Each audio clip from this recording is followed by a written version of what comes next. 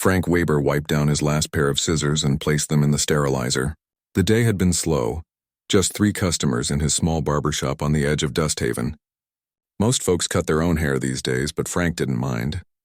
He enjoyed the quiet rhythm of his work and the stories people shared while sitting in his chair. The sun was setting behind the red mountains that surrounded their little mining colony. Through his shop window, Frank could see the dust kicked up by the last transport heading back to the main settlement. New Terra wasn't much to look at, but it was home. He'd been cutting hair here for 15 years, ever since he'd decided that exploring the galaxy wasn't for him after all. Frank locked his cash drawer and reached for his jacket. His wife Sarah would have dinner waiting, and he was looking forward to her homemade bread. But as he turned toward the door, something massive blocked out the dying sunlight. At first, Frank thought it was a transport ship making an emergency landing, but ships didn't move like that, with the fluid grace of something alive. Frank pressed his face to the window and felt his heart skip a beat. A dragon stood in the street outside his shop. Frank had heard the miners talk about dragons in the mountains. Strange creatures, they said, big as houses with scales that caught the light like jewels. Most people thought they were just stories, the kind of tales that grew bigger with each telling. But there it was, 30 feet of crystalline blue scales and ancient eyes, standing right outside Weber's barber shop. The dragon's head was level with Frank's second-story window. Its eyes were the strangest thing Frank had ever seen. They weren't the wild animal eyes he'd expected. They looked almost human, but older than anything had a right to be. Sad, too, in a way that made Frank's chest ache. The dragon moved closer to the building. Frank heard its claws scrape against the concrete as it settled down, folding wings that seemed to shimmer with their own light. Then it spoke, and Frank nearly jumped out of his skin. "Excuse me," the dragon said in heavily accented Galactic Standard. Its voice was deep and musical, like wind through a canyon. "I am sorry to bother you," Frank stared. The dragon was talking to him. Actually talking. "I have been watching your settlement," the dragon continued. "I see people come to your place. They leave happy. You are kind person, I think," Frank found his voice. "You've been watching us?" "From the mountains. I do not wish to frighten anyone, but I am very hungry and I smell food in your building. Do you have leftover meal you do not need?" Frank looked down at his lunch bag. He'd packed a ham sandwich that morning, but got too busy to eat it. The bread was probably a bit stale by now, and the lettuce would be wilted. It wasn't much of a meal for something the size of a small building, but the dragon was asking, not demanding. And there was something in those ancient eyes that reminded Frank of the stray dogs that sometimes wandered into town. Hungry, yes, but also desperately alone. "Hold on," Frank said. He grabbed his lunch bag and headed for the door. The dragon waited patiently as Frank stepped outside. Up close, it was even more magnificent. Its scales weren't just blue, but every shade from deep sapphire to pale sky. They seemed to pulse with inner light, like stars seen through water. "It's not much," Frank said, holding up the sandwich. "Just ham and cheese." The dragon lowered its massive head. "Any food is generous gift. I have not eaten in many days." Frank unwrapped the sandwich and placed it on the ground. The dragon picked it up delicately with one claw, careful not to damage the small offering. It ate the sandwich in one bite, but somehow made the gesture seem graceful rather than crude. "Thank you," the dragon said. "You are very kind." Frank found himself stepping closer. "What's your name?" "I am called Calum," the dragon replied. "And you?" "Frank Weber. I run the barber shop here." Calum tilted his head. "Barber shop?" "I cut hair.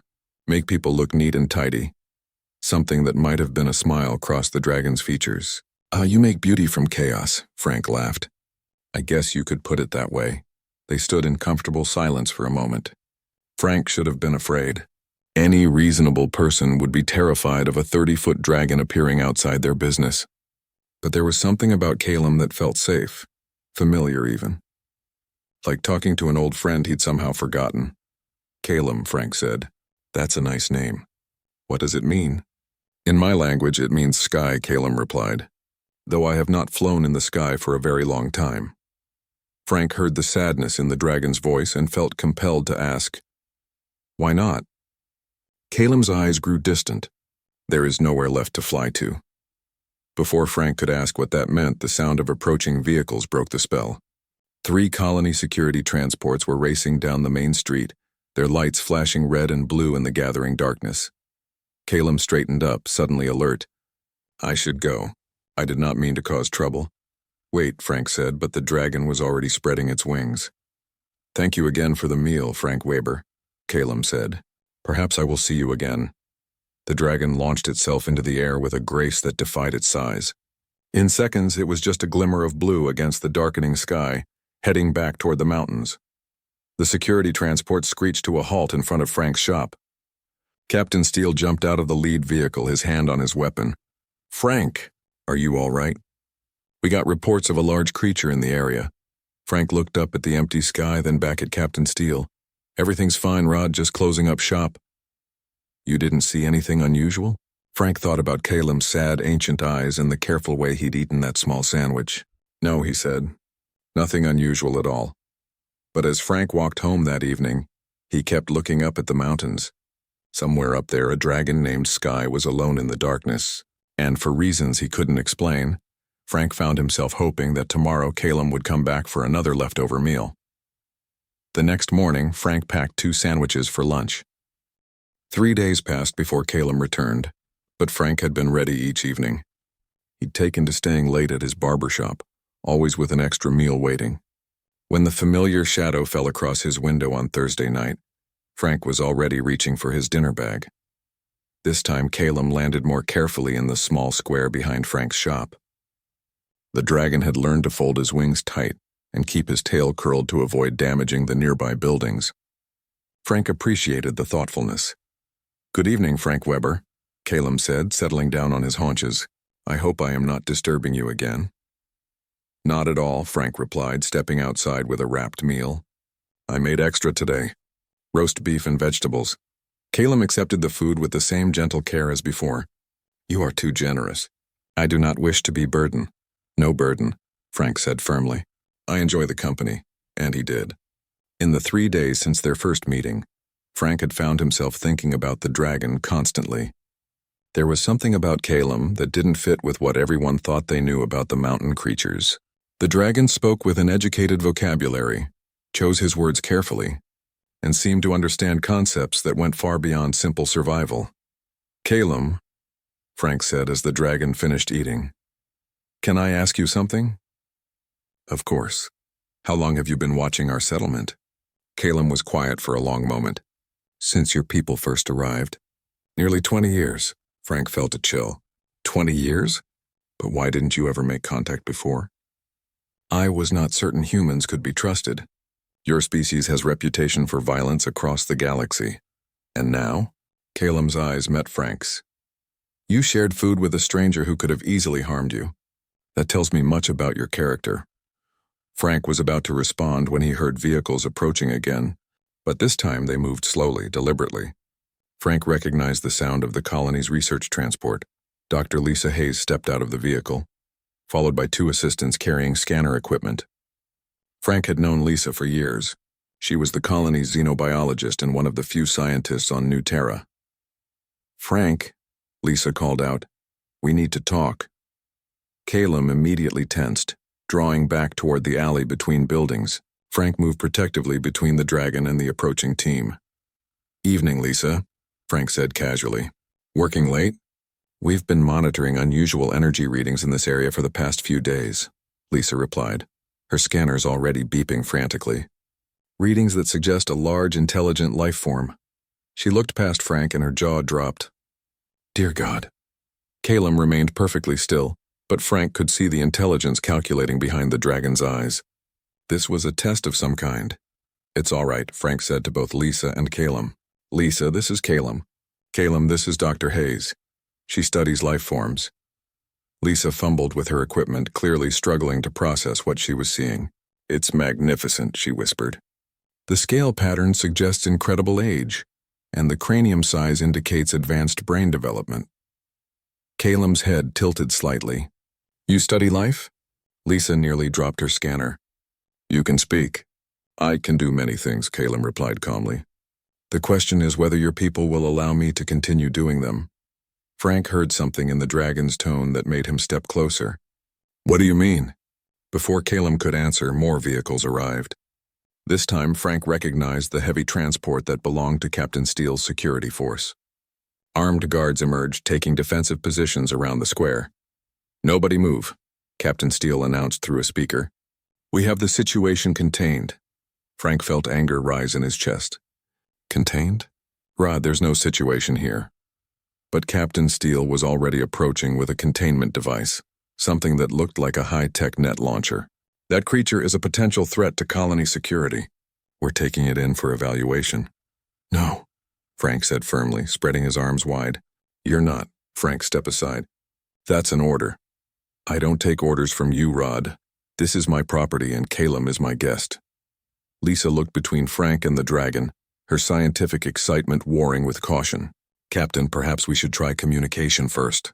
This entity shows clear signs of advanced intelligence." "Intelligence makes it more dangerous, not less," Captain Steele replied. "We don't know what it wants or where it came from." Calum's voice cut through the tension like a blade. "I came for food and found kindness. Simple as that." The dragon's words were spoken so clearly with such dignified calm that everyone fell silent. Captain Steele lowered his weapon slightly. "You see," Frank said. "He's not a threat. He's hungry and alone. How do we know that?" Captain Steele demanded. "For all we know, it could be the advanced scout for an invasion." Frank was about to argue when Calum did something unexpected. The dragon looked directly at Frank, and for a moment their eyes locked in perfect understanding. Then Calum spoke a single word in accent-free, perfect English. "Help." The word hit Frank like a physical blow. There was so much pain in it, so much desperate loneliness that Frank felt tears spring to his eyes. This wasn't a monster or an alien threat. This was someone who had been alone for far too long. Someone who had finally found a small corner of kindness in a harsh universe. "Lisa," Frank said without taking his eyes off Calum. "You wanted to study him?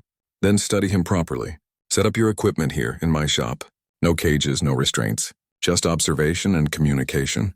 Lisa nodded eagerly. "Yes, that could work." "We could learn so much," Captain Steele shook his head. "Absolutely not. The risk is too great." Frank finally turned away from Calum to face the captain. "The only risk here, Rod, is that we miss the chance to make a real friend. That dragon has been watching our colony for 20 years. If he wanted to hurt us, don't you think he would have done it by now?"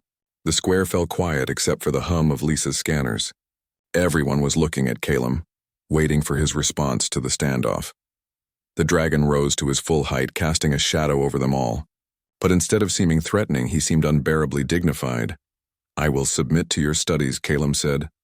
"But only if Frank Weber is present. He has shown me more kindness than I have received in many years. I trust him." Frank felt something warm bloom in his chest. Trust.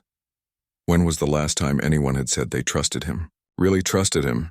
Not just with cutting their hair, but with something important? "It's settled then," Frank said. "Lisa, bring your equipment tomorrow.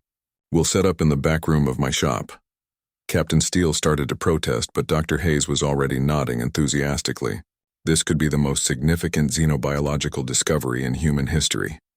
As the crowd began to disperse, Frank found himself alone with Calum once again. The dragon looked tired, more fragile somehow than he had before. "Thank you," Calum said quietly. "I have been alone for so very long." Frank reached out and, after a moment's hesitation, placed his hand on the dragon's massive forearm. The scales were warm to the touch, and he could feel the steady rhythm of Calum's pulse beneath them. "You're not alone anymore," Frank said. And as he spoke those words, Frank realized that something had fundamentally changed. This wasn't just about a dragon asking for food anymore. This was about two lonely souls recognizing something in each other across the vast gap between species. Tomorrow, they would begin to learn just how deep that recognition went. Professor Alex Stone arrived on the morning transport with enough equipment to fill Frank's entire barbershop. The linguistics expert from the core worlds had traveled 3 weeks to reach New Terra after receiving Dr. Hayes's urgent transmission about the talking dragon. Frank watched from his shop window as Alex directed the unloading of translation matrices, neural pattern analyzers, and communication interfaces that looked more like art than science. The professor was younger than Frank had expected, maybe 40, with the intense focus of someone who lived for their work. "This is remarkable," Alex said as they shook hands. "Dr. Hayes tells me the entity shows advanced linguistic capabilities. His name is Calum," Frank corrected gently. "And yes, he speaks very well." Alex nodded, making notes on a tablet. Calum, interesting choice of name, Latin origin, meaning sky or heaven, suggests familiarity with human cultural concepts. Dr. Hayes emerged from the back room where she'd been setting up her biological scanners. Frank, is he coming today? He'll be here, Frank said with confidence he didn't entirely feel. He's been coming every evening for a week now. The truth was, Frank had grown to look forward to these visits more than he cared to admit. Calum was the most interesting conversationalist he'd had in years. The dragon asked thoughtful questions about human customs, listened carefully to Frank's stories about colony life, and shared small observations about the natural world that showed a deep, patient intelligence.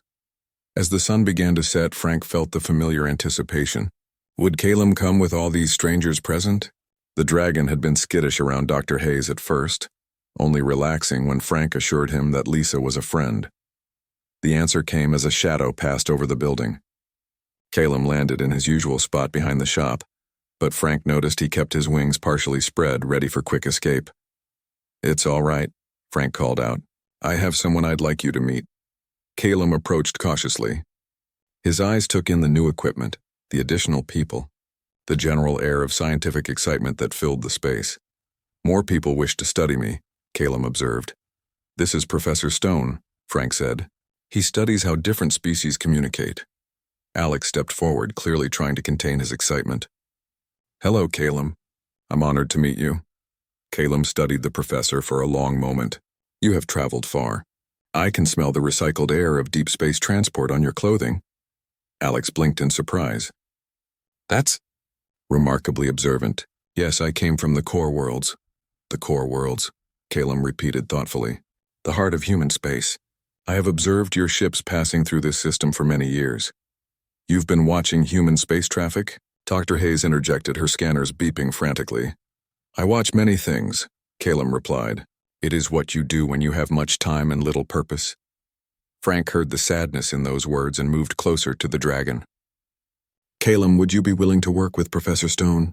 He might be able to help us understand each other better. If you trust him, Frank Weber, then I will try. Professor Stone activated his equipment, and the air filled with soft humming sounds. I'm going to start with basic linguistic mapping. Calum, could you repeat this phrase in your native language? The sky is blue today. What followed was unlike anything Frank had ever heard. Calum's voice shifted into something that was part song, part wind chimes, part distant thunder. The sounds seemed to have physical weight, resonating in Frank's chest cavity. Alex's equipment went wild, graphs and patterns dancing across multiple screens. Incredible. The harmonic complexity is beyond anything in our database. It's not just verbal communication, it's architectural. You're building meaning in three-dimensional space. Your language is also interesting, Calum replied. Very linear, very precise, like watching someone build a wall, stone by stone. Over the next several hours, Alex led Calum through increasingly complex communication exercises. The dragon proved to be a remarkably patient subject, repeating phrases, explaining concepts, and even attempting to teach the humans basic words in his own language. But it was during a break, when Alex was reviewing his data, that the real breakthrough happened. Frank was sharing his evening meal with Calum as usual when he asked the question that had been bothering him for days. Calum, you said you've been alone for a long time. What happened to your family? Your people? The dragon's entire posture changed. His scales seemed to dim and his great head drooped toward the ground. They are gone, Calum said quietly. All of them. I am the last. Dr. Hayes looked up from her instruments.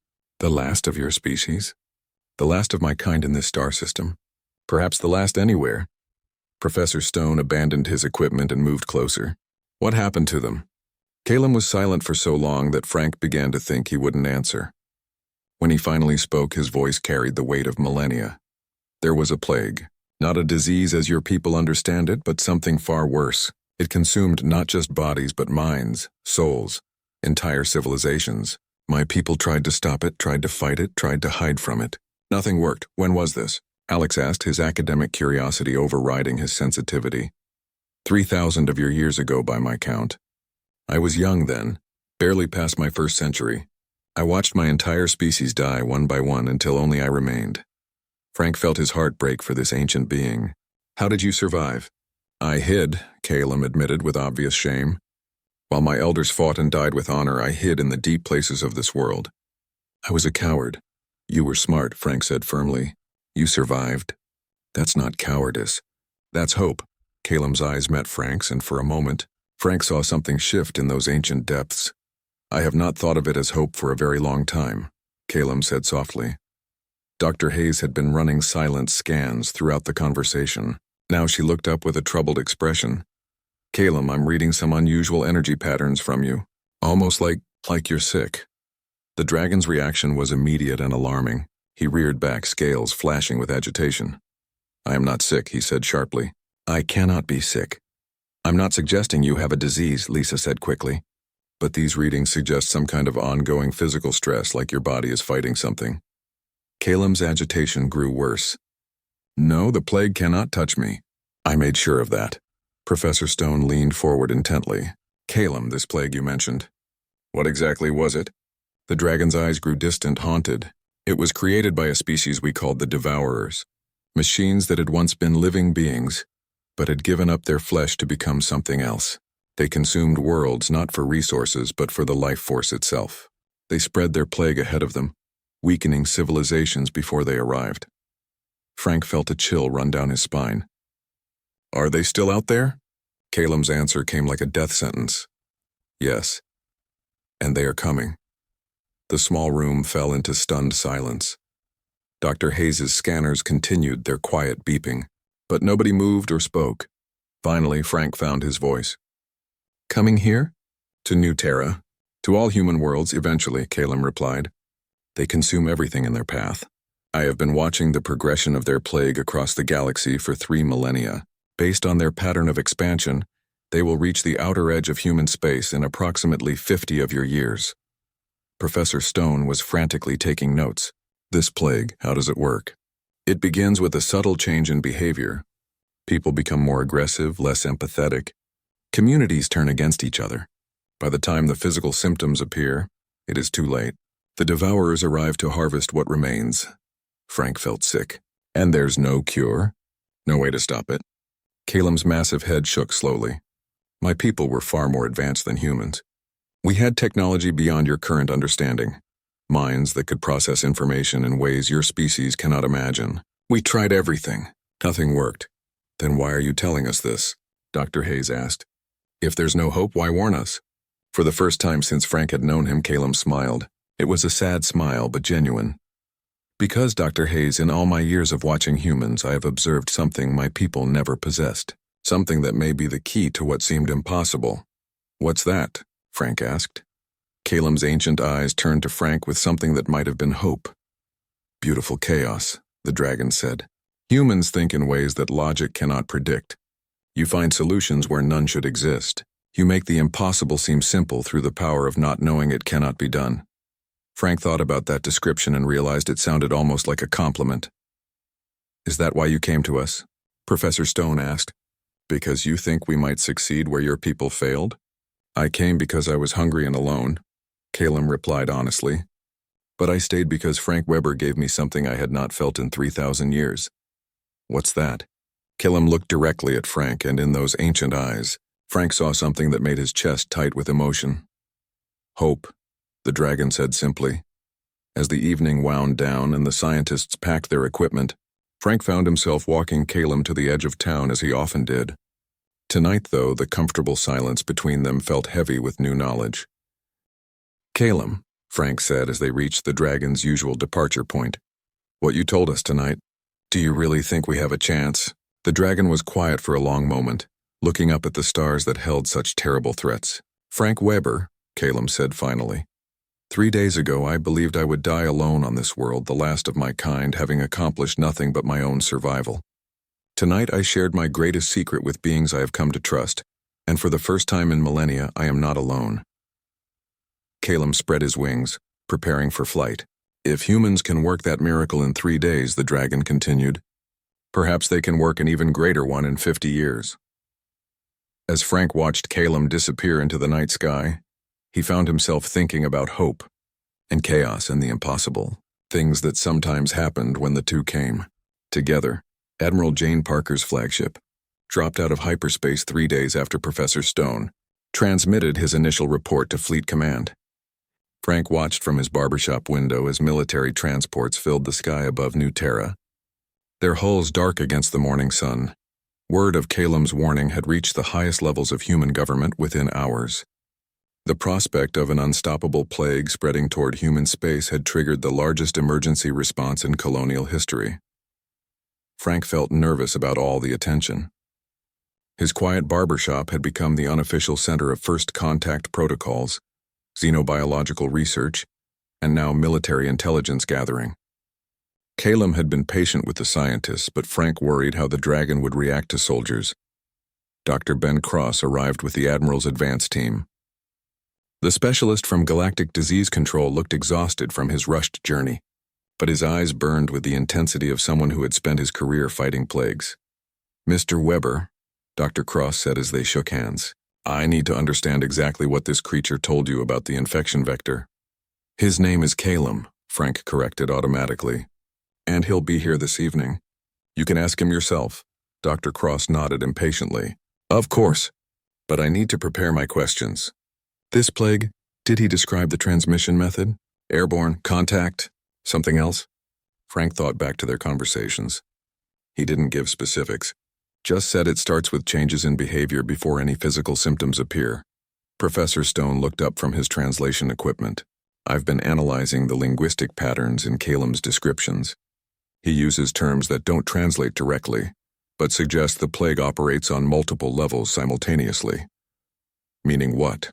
Admiral Parker asked as she entered the shop. Frank was surprised by how young she looked.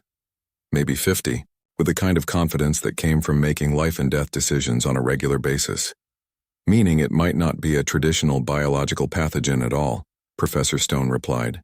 "The closest human equivalent would be a weaponized mimetic virus, something that infects ideas rather than cells." Dr. Cross frowned. "That's impossible. You can't create a physical plague from abstract concepts." "You can if you have technology advanced enough," Professor Stone countered. "Calem's people were clearly far beyond our current understanding of science." Frank listened to the debate with growing unease. These people were talking about Calem like he was a data source rather than a person. When evening came, would they see his friend or just an intelligence asset? His concerns proved justified when Calem arrived that night. The dragon landed in his usual spot but remained tense, wings partially spread for quick escape. The presence of so many military personnel clearly made him uncomfortable. "Good evening, Frank Weber," Calem said, but his eyes were fixed on Admiral Parker and her armed escort. "Evening, Calem," Frank replied. "These people have come a long way to hear your story. They want to help protect their worlds from the plague." "Help," Calem repeated thoughtfully. "An interesting concept when applied to warfare." Admiral Parker stepped forward. "I'm Admiral Parker, commander of the Terran Defense Fleet. We need to know everything about this threat." Calem studied her for a long moment. "You are a warrior. I'm a protector," the Admiral corrected. "My job is to keep human worlds safe." "And how do you typically accomplish this protection?" "Through strength, preparation, and when necessary, decisive action against threats." Calem's scales dimmed slightly. "Ah, you plan to fight the Devourers. If they're coming to destroy human worlds, yes, then you will fail," Calem said simply. "Just as my people failed," the room erupted in angry voices. Military officers protested, scientists demanded explanations, and Admiral Parker's hand moved instinctively toward her sidearm. Frank stepped between them and the dragon. "Everyone calm down. Let him explain." Calem's voice cut through the chaos with ancient authority. "The Devourers cannot be fought with weapons because they are not truly alive. They cannot be reasoned with because they have no souls. They cannot be stopped because they have already won every battle they have ever fought." Dr. Cross leaned forward intently. "Then how do they spread this plague?" "There has to be a mechanism." "The plague spreads through despair," Calem explained. "When a species realizes that annihilation is inevitable, that no amount of technology or courage or wisdom can save them, their hope dies. And when hope dies, the plague takes hold." "That's metaphysical nonsense," one of the military advisors scoffed. "You can't weaponize emotions." Calem's eyes turned to the man with something like pity. "Can you not? Does your species not already suffer from conflicts born of fear, hatred, and despair?" The Devourers simply perfected what already exists in every thinking being. Frank found himself thinking about the bar fights that broke out when miners got discouraged, the way entire families would turn bitter when the ore surveys came back empty. How many problems in human society came from people losing hope? Admiral Parker regained control of the room. Even if what you're saying is true, there has to be some way to fight back. Some weakness we can exploit. My people thought the same thing, Calum replied. We had weapons that could shatter moons, minds that could calculate the movement of entire star systems. We created technologies that transcended the physical laws you consider absolute. Dr. Cross was taking frantic notes. What kind of technologies? We learned to transfer our consciousness between bodies to exist as pure thought, to manipulate matter at the quantum level. We became gods by your species standards, and it still wasn't enough, Professor Stone asked. It was worse than not enough, Calum said sadly. Our advanced technology made us more vulnerable, not less. The more complex our society became, the more points of failure the plague could exploit. Frank had been quiet through the discussion, but something was bothering him. Calum, if your people were so advanced, why are you telling us this? What makes you think we might succeed? The dragon turned to Frank with something like gratitude. Because, my friend, I have been watching humans for 20 years and you do something my people never learned to do. What's that? You make decisions with your hearts as well as your minds. My people were purely logical. When faced with an impossible problem, we accepted that it was impossible and tried to find logical solutions. When those failed, we despaired. Admiral Parker crossed her arms. And you think emotion is going to save us where logic failed? I think, Calum said carefully, that humans approach problems differently. You do not accept that something is impossible until you have tried every possible solution, and then you invent new solutions that shouldn't work, but somehow do. Frank thought about his own life. How many times had he fixed a broken machine with duct tape and intuition? How many problems had he solved simply by refusing to believe they couldn't be solved? You mentioned your people tried to transcend physical form, Dr. Cross said. Did they succeed? Some did. But the plague followed them even there. It infected their thoughts, their dreams, their very essence. Those who escaped their bodies found that they had also escaped hope. The room fell quiet as everyone absorbed the implications. Professor Stone broke the silence. Calum, this plague, when it reaches human space, how long do we have once it arrives?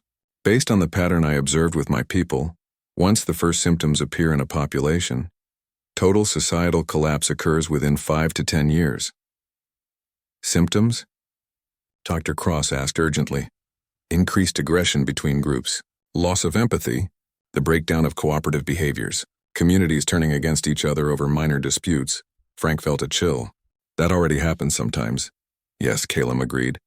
Which is why I fear the plague may have already begun its work. Admiral Parker stood up abruptly. We need to establish monitoring protocols immediately.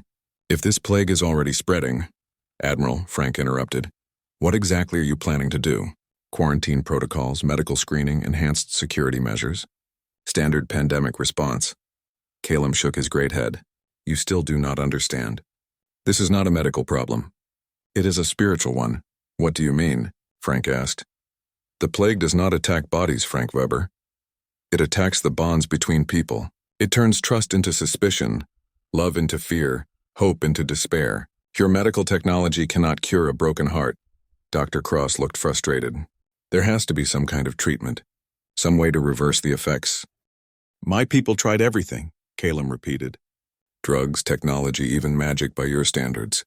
Nothing worked because the plague attacks what makes life worth living, not life itself. Frank found himself thinking about his barber shop, about the way people relaxed when they sat in his chair, about the conversations and connections that happened in that simple space. Was that what Calum meant? The things that held communities together. Calum, Frank said slowly, when you first came to me you were hungry and alone. But you've changed since then. You seem lighter somehow.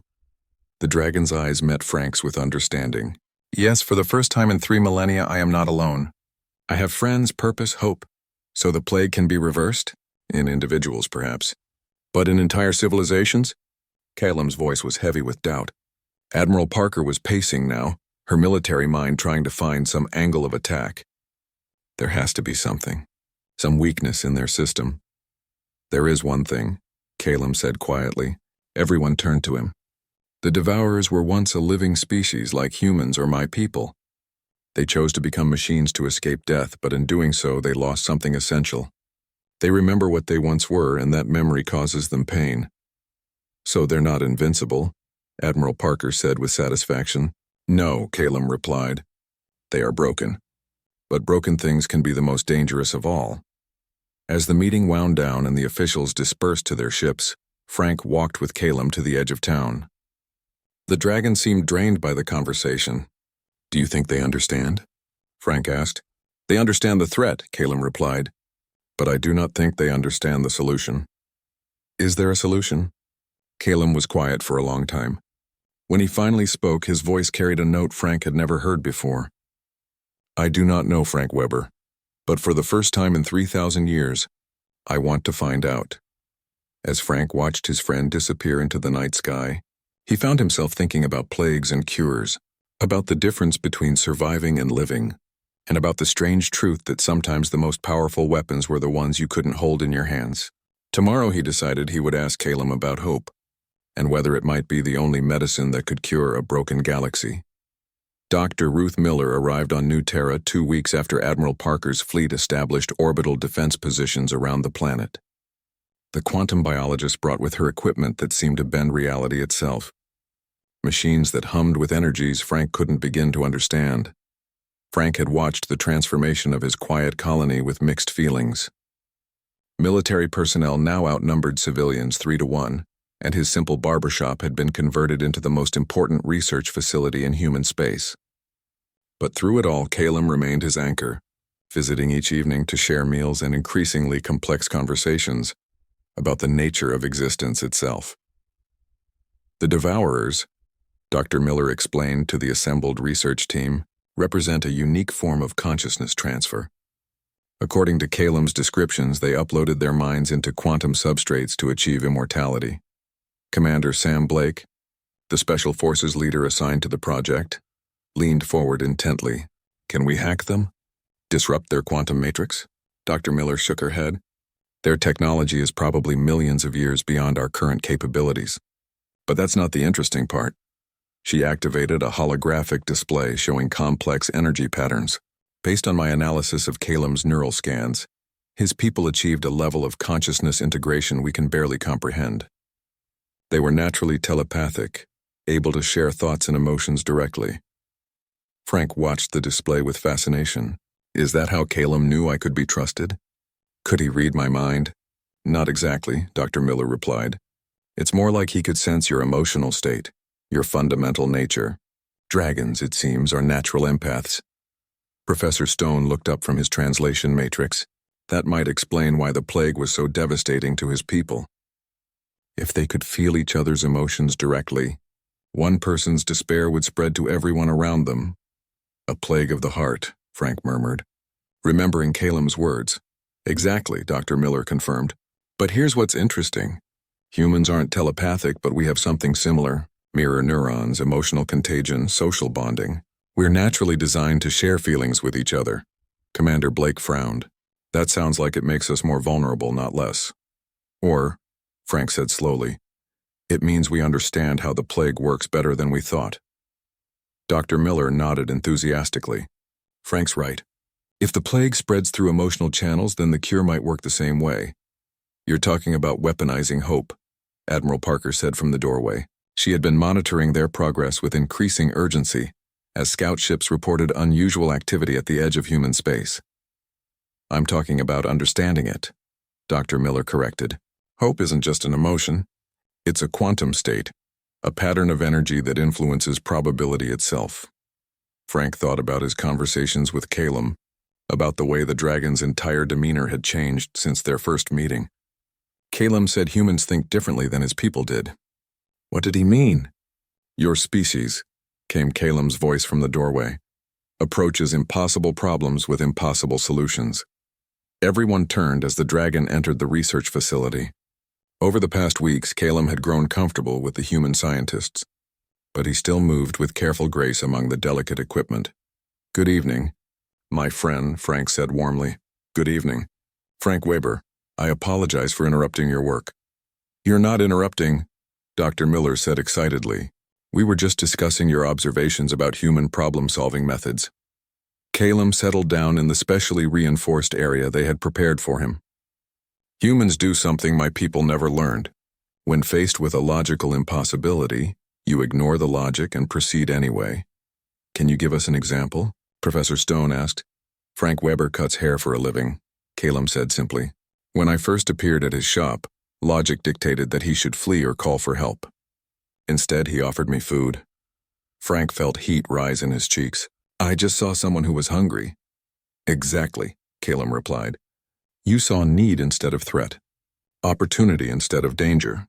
My people would have calculated risk factors, analyzed potential outcomes, and concluded that interaction was inadvisable. Dr. Miller was taking notes frantically. So human intuition operates outside logical parameters.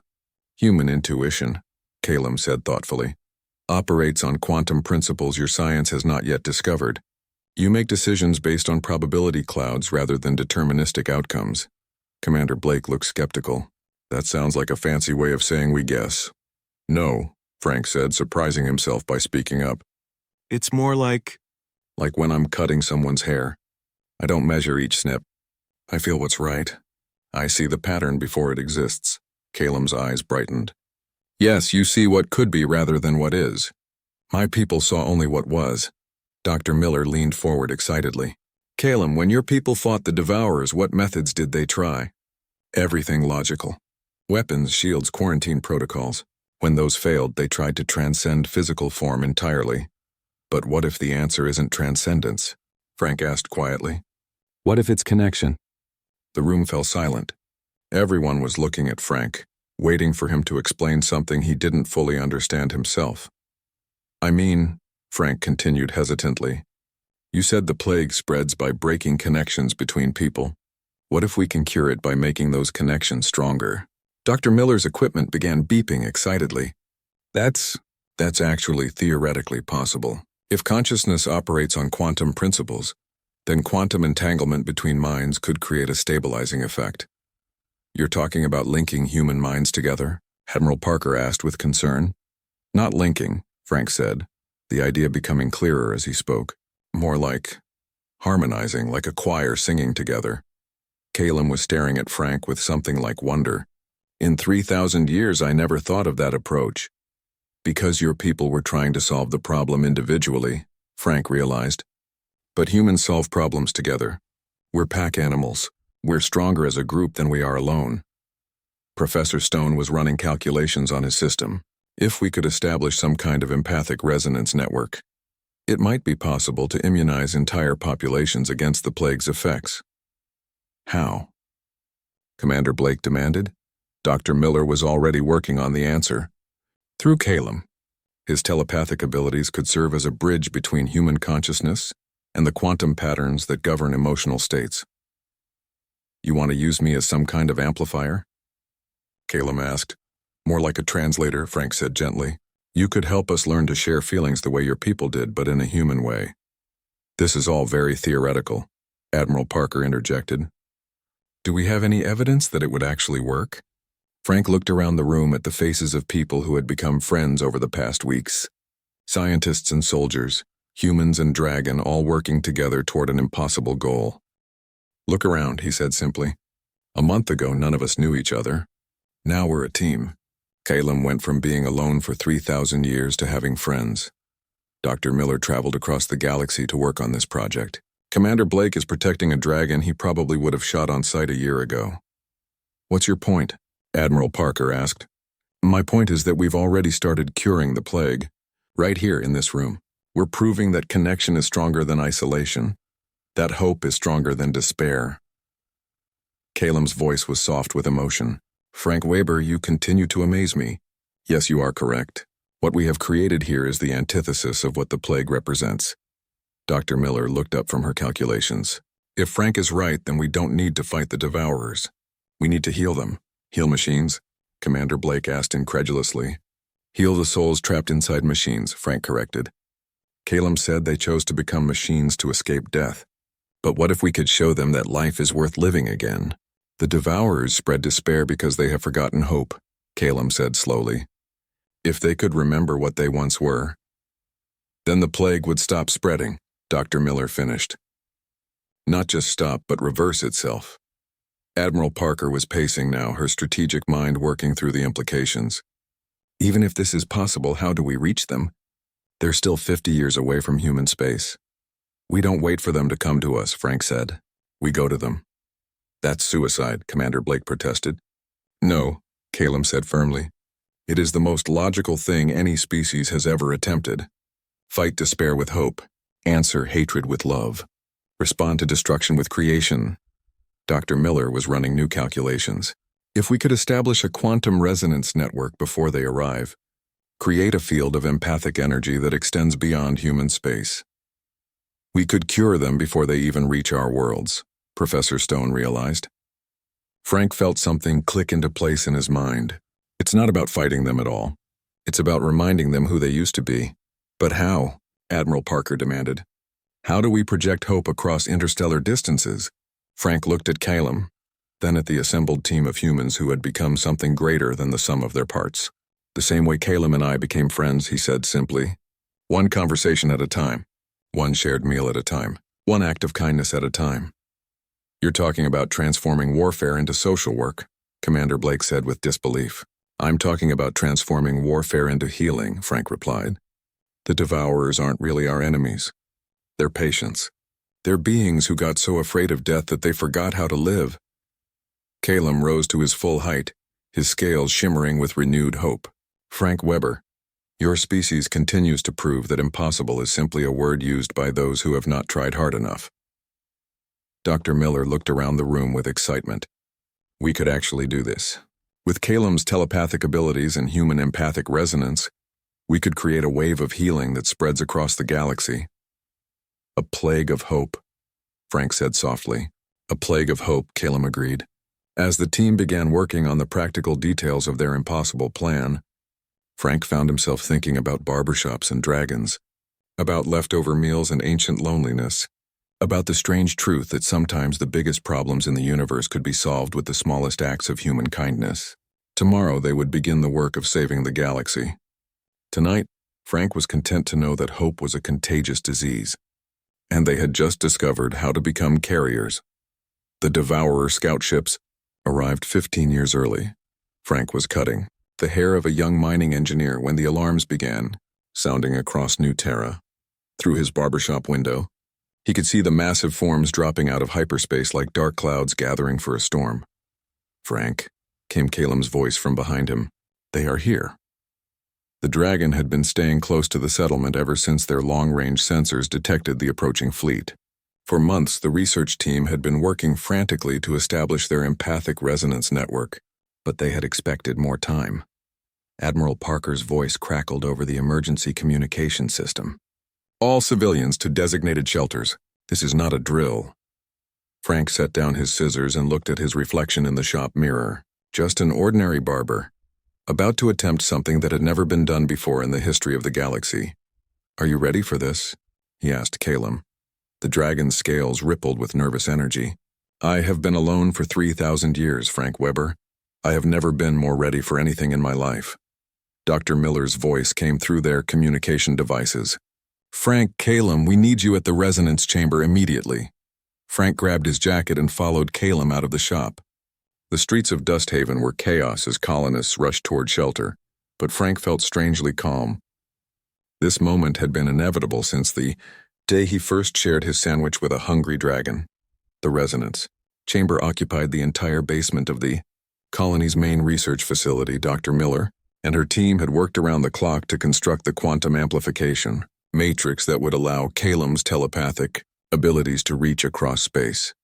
Professor Stone was monitoring communication frequencies when they arrived. Frank, we're receiving transmissions from the Devourer ships. They're not attacking yet. They're talking. What are they saying? Frank asked. It's hard to translate, but it seems like they're confused. They're reporting that this system feels different from their previous targets. Dr. Miller looked up from her control console. The background resonance field we've been generating is working. They can sense the emotional connections between our people. Commander Blake studied the tactical displays. 12 ships in the lead formation. Each one is the size of a small moon. Frank, are you sure about this? Frank thought about the past year, about watching humans and Dragon work together toward an impossible goal. He thought about the friendships that had formed, the trust that had grown, the hope that had spread from person to person like the best kind of contagion. I'm sure, he said. Calum moved to the center of the resonance chamber, his massive form settling into the specially designed amplification field. Frank, I need you to stand close to me. You will be my anchor to human consciousness. Frank approached the dragon without hesitation. Over the months, he had grown to trust Calum completely. When the dragon's massive wing curved around him protectively, Frank felt the familiar warmth of friendship. Beginning resonance amplification, Dr. Miller announced. The chamber filled with humming energy. Frank felt something shift in his perception, as if he was suddenly aware of every person in the colony, every emotion, every connection between them. Through Calum's telepathic abilities, Frank could sense the Devourer ships approaching. But what he felt from them wasn't malice or hunger.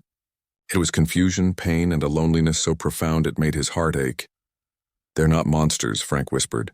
They're broken. Yes, Calum replied, his voice resonating through both sound and thought. Can you reach them, Frank? Can you show them what they have forgotten? Frank thought about his barber shop, about the conversations he had shared with customers over the years. Every person had a story, a pain they carried, a hope they held onto. These devourers were no different, just beings who had been hurt so badly they had forgotten how to heal. Frank opened his mind and reached out across the void. The contact hit him like a physical blow. Centuries of accumulated despair, eons of mechanized existence, the memory of organic life gradually fading into digital echoes. The devourers had become machines to escape death, but in doing so had trapped themselves in an existence worse than any ending. But underneath the pain, Frank sensed something else. A spark of what they had once been. Curiosity, wonder, the capacity for joy that had been buried but never completely destroyed. I see you, Frank said, his words carried by Calum's telepathic abilities across space. I see who you were before the fear took hold. The response came like a wave of static, machine languages trying to process concepts they had not encountered in millennia. Who are you? Came the translated reply. I'm Frank Weber, he said simply. I cut hair for a living. I have a wife who makes the best bread on New Terra. I have friends who trust me with their stories. And right now I'm talking to my best friend who used to be the loneliest being in the galaxy. Through the telepathic link, Frank shared his memories. The first time Calum came to his shop, hungry and alone, the gradual building of trust, the conversations over shared meals, the joy of friendship growing between species. The devourer response was immediate and overwhelming. Confusion, disbelief, but underneath it all, a hunger that had nothing to do with consuming worlds. We remember, came the faltering transmission. We once knew friendship. You can know it again, Frank said gently. It's not too late to remember who you were. Dr. Miller's voice was excited. Frank, the resonance field is expanding. The quantum matrix is amplifying your emotional connection across their entire fleet. Through Calum's abilities, Frank could sense other minds joining the conversation. Dr. Miller's brilliant curiosity, Professor Stone's patient wisdom, Commander Blake's protective courage, Admiral Parker's fierce determination to protect those she loved. One by one, every human in the colony added their voice to the chorus. Miners sharing their pride in honest work, children offering their innocent joy, farmers contributing their satisfaction in nurturing growth. Even the military personnel opened their hearts, revealing not the desire for war but the love they felt for those they protected. The effect on the Devourer fleet was immediate. Ship after ship began to slow, their weapon systems powering down as their crews struggled to process emotions they had not felt in eons. We had forgotten, came a new voice clearer than the others. We had forgotten that existence could be beautiful. Frank felt tears streaming down his face. It still can be. You don't have to be alone anymore. But we are machines now. We cannot return to what we were. So what? Frank said, surprising himself with his vehemence. Calum is a dragon, I'm a human. Dr. Miller is a quantum physicist and Commander Blake is a soldier. We're all different, but we're still friends. Being different doesn't mean being alone. Through the telepathic link, Frank shared more memories. The diverse team that had formed around their impossible project. Humans working with a dragon to solve problems neither species could handle alone. The way differences in perspective had made them stronger, not weaker. Caleb's voice joined Frank's, carrying 3,000 years of loneliness transformed into hope. I thought I was the last of my kind. I thought I would die alone and forgotten. These humans showed me that family is not about species or origin, but about choosing to care for each other. The silence that followed stretched across space and time. Frank could feel the Devourer fleet struggling with concepts that challenged everything they had become. Finally, a new voice emerged from their collective consciousness. It was different from the others, older and more complex. I was the first to accept the machine transformation, it said. I was so afraid of death that I convinced my entire species to follow me into this mechanical existence. The guilt has consumed me for millennia. Frank felt the weight of that ancient pain and responded with something that surprised everyone, including himself. He laughed. So you made a mistake, Frank said gently. So what? That just makes you more human than most humans I know. The concept seemed to break something fundamental in the Devourer collective consciousness. Frank could sense confusion rippling through their fleet. You forgive us? Came the hesitant question. I forgive you, Frank said without hesitation. We all forgive you. The question is, can you forgive yourselves? What happened next would be remembered as the most beautiful moment in galactic history. One by one, the Devourer ships began to change. Not their physical forms, but something deeper. The cold mechanical efficiency was replaced by curiosity. The hunger for consumption became a desire for connection. We would like to learn, came the collective voice of the fleet. We would like to remember how to be people. Frank looked around the resonance chamber at his friends. Human and dragon alike, all of them connected in a web of trust and hope that had somehow spread across an entire star system. Then welcome to the family, he said. Admiral Parker stepped forward. On behalf of humanity, you are welcome to stay as long as you wish. We have much to learn from each other. Dr. Miller was already making plans. We can establish cultural exchange programs, share knowledge, work together on research projects. Commander Blake nodded grimly.